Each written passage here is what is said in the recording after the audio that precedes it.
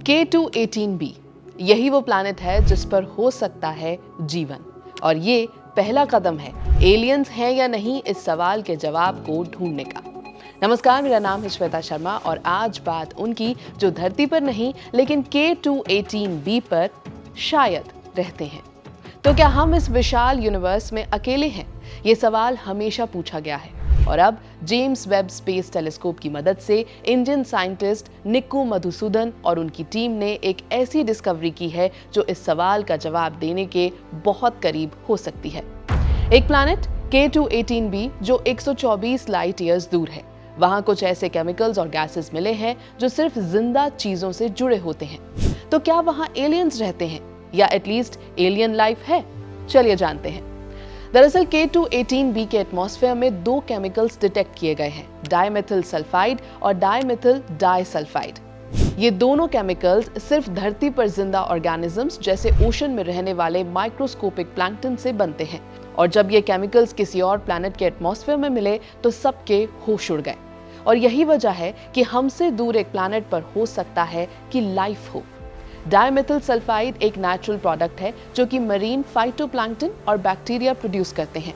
वही dimethyl disulphide भी एक तरह का बैक्टीरिया ही है जो प्रोड्यूस करता है।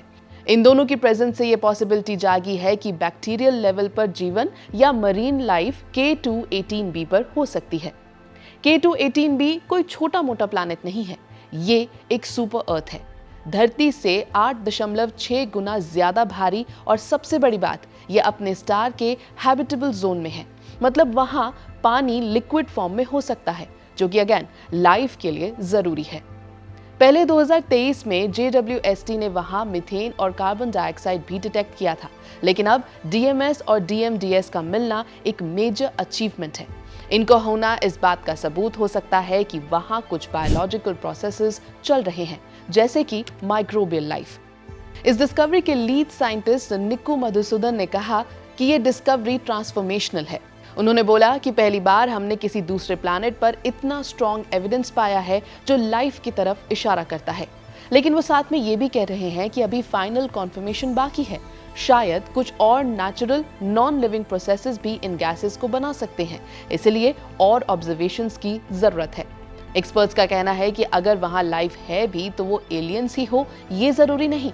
ज्यादा चांसेस हैं कि वो माइक्रोब्स हों, छोटी सी लाइफ जैसे हमारे धरती के अर्ली स्टेजेस में थी। K2-18b एक हाइशन वर्ल्ड माना जाता है, जहां वास्ट ओशंस हो सकते हैं और हाइड्रोजन रिच एटमॉस्फेयर हो सकता है। साइंटिस्ट कह रहे हैं कि DMS और DMDS का हाई कंसंट्रेशन धरती से 1000 गुना ज्यादा है। ये एक स्ट्रॉन्ग साइन हो सकता है कि कुछ बायोलॉजिकल एक्टिविटी वहां हो रही है, लेकिन अभी साइंटिस्ट और ऑब्जर्वेशंस करेंगे। JWST और दूसरे टूल्स के जरिए ज्यादा डेटा कलेक्ट किया जाएगा और उसके बाद लाइफ के सबसे बड़े सवाल का जवाब हमें पता लग जाएगा कि क्या हम इस यूनिवर्स में अकेले हैं या नहीं।